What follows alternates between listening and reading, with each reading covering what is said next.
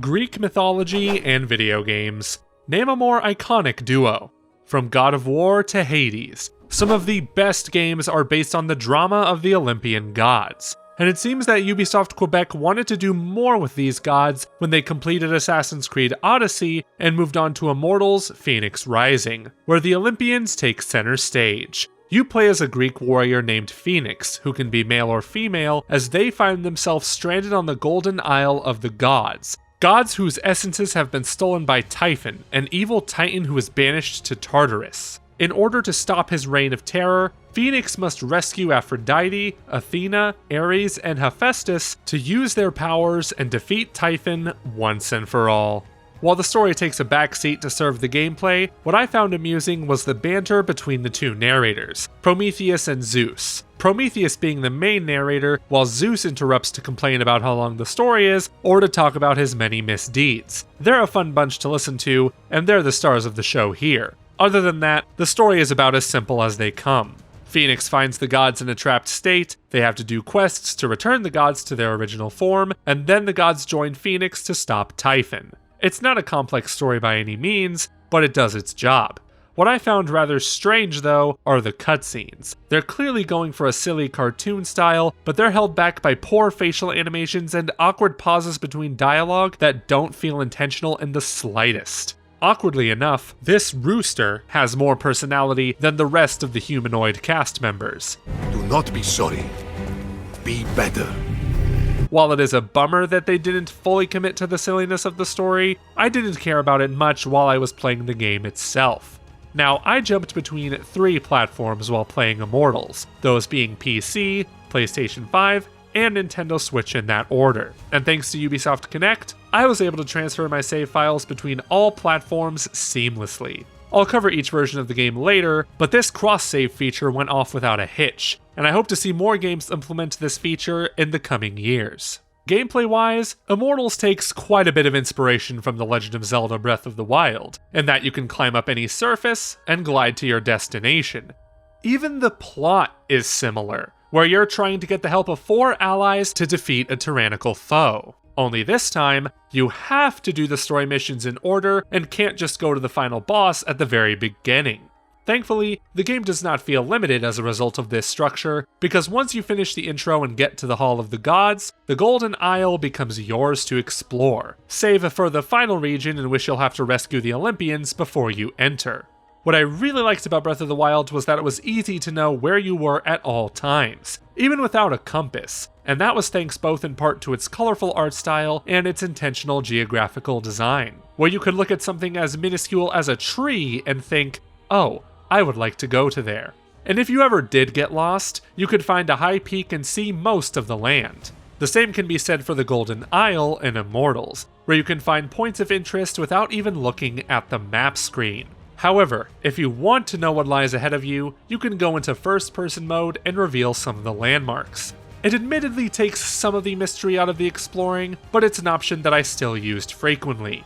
Out of all the things I've done in Immortals, exploring the island was my favorite. I loved marking waypoints on my map to a new challenger puzzle and getting lost on the way there, picking up any items or health-increasing ambrosias I came across. The island is filled with numerous treasure chests, puzzles, and challenge rooms called Vaults of Tartarus. In layman's terms, these are like Breath of the Wild's shrines in that they're dedicated levels that give you puzzles to solve and combat trials to overcome. Though you can see the clear inspiration of the shrines in these vaults, they're not one-to-one recreations. These are physics-based puzzles that involve moving boulders through gusts of wind, controlling arrows mid-flight to go through rings, gliding through a series of platforms while avoiding lasers, and so much more. Completing these vaults will reward you with Zeus's lightning upon completion, which you can use back at the Hall of Gods to increase your stamina, which you're going to need if you want to climb and glide for longer. Considering it takes anywhere between 5 to 7 lightning shards to upgrade your stamina, I did not complete a lot of these vaults in a row despite enjoying most of them. They're better to do every once in a while to avoid burnout, because while some vaults are short and sweet, others take a while to complete due to their length or overall challenge. Instead of going to actively search for Tartarus vaults, I preferred to explore the island, looking for treasure chests guarded by vicious monsters.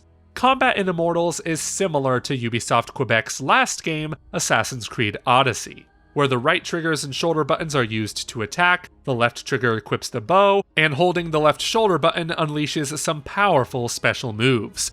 In a way, this is Odyssey's combat with a godly twist, and on all platforms, it feels tight, responsive, and you can pull off some cool looking combos with the special moves at your disposal.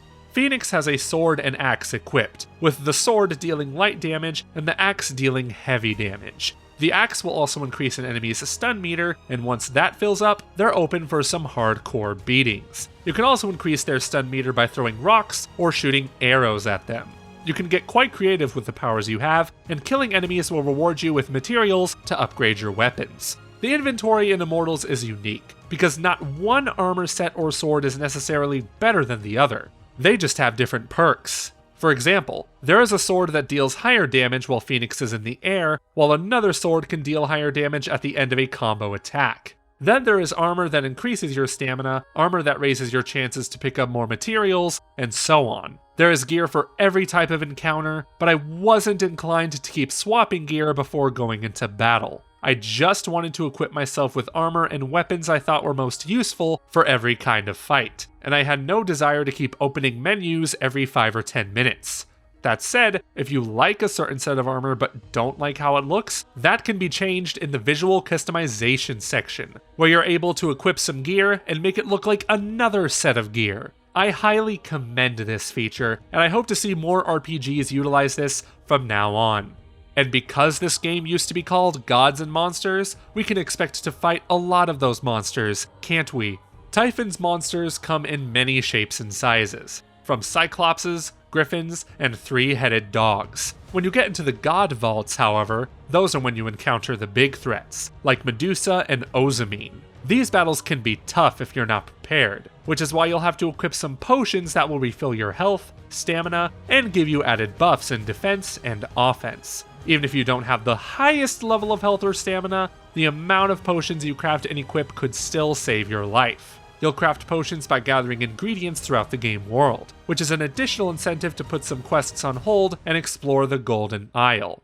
Ultimately, the gameplay loop is what I find the most satisfying about Immortals. You go out into the world, fight some monsters, open a few treasure chests, and use the items you've gathered to upgrade your health, stamina, potions, weapons, armor, and abilities. I am a huge fan of games that make you upgrade your character to their fullest potential, and Immortals does that incredibly well. Even though I've completed the main quest, I still want to go out and solve more puzzles and find more treasure chests to make Fenyx the ultimate soldier.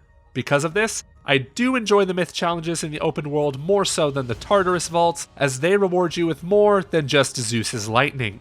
My favorites being the Odysseus challenges, where you guide your arrow through an order of rings, the navigation challenges that task you with getting to a certain spot on the map within the time limit, and the constellation challenges, where you have to put orbs in the correct slots. The real challenge here is finding the orbs, which are puzzles in themselves. The myth challenges I'm not too fond of are the lyre challenges that make you memorize song notes hidden throughout a region, and then you have to play them on that region's giant harp. I've had to pull out my phone and record these notes in order to remember them.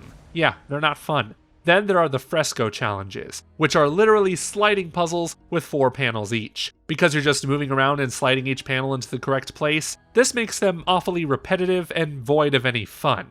All of these challenges will reward you with Charon coins, which you can use back at the Hall of the Gods to upgrade your combat skills and unlock more moves. And since upgrading Fenyx is my favorite thing to do in this game, completing these mundane tasks are worth it just to get these upgrades. I absolutely love how exploration in this game feels rewarding and makes you a more powerful character as a result. But which platform should you play it on? That's the question. To briefly cover my experience with each version, the PC port was my least favorite of the 3, feeling unoptimized even though I'm well over the recommended specs, with a Ryzen 5 2600X processor and a 1660 Ti graphics card, and I'm only playing on 1080p. Moving over to the PS5 was like entering another world, a prettier world, one with 4K 60fps goodness with some HDR on top. The draw distances in the open world are spectacular, and I haven't noticed any frame rate dips in combat or traversal.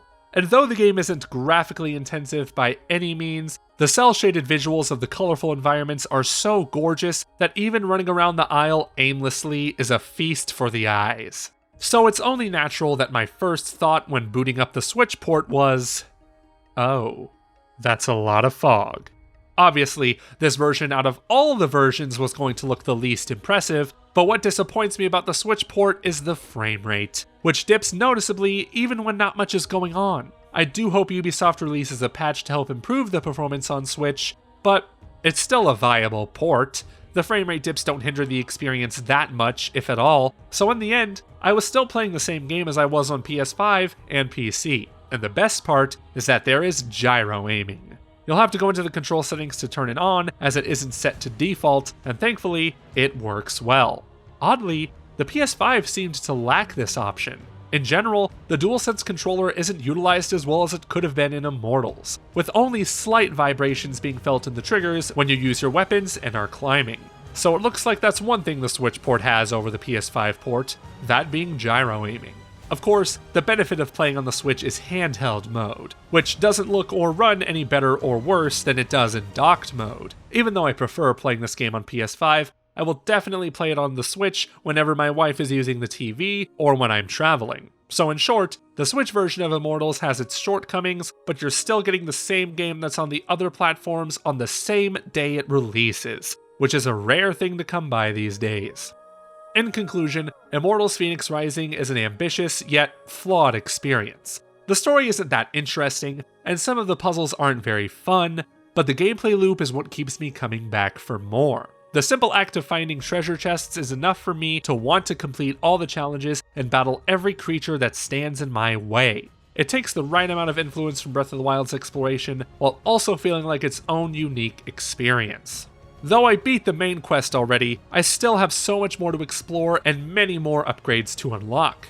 I liked Immortals Fenyx Rising, and while I don't think it's a generation-defining masterpiece that will be remembered for ages to come, it's still a fun romp throughout a vast open world with so much to do, no matter which platform you play it on. I personally prefer the PS5 version, but Switch players won't miss out on anything with their respective port. With that, thank you so much for watching our review on Immortals Fenyx Rising. Be sure to subscribe to GameXplain and hit that bell to be notified when we upload another review like this one. Until next time, bye.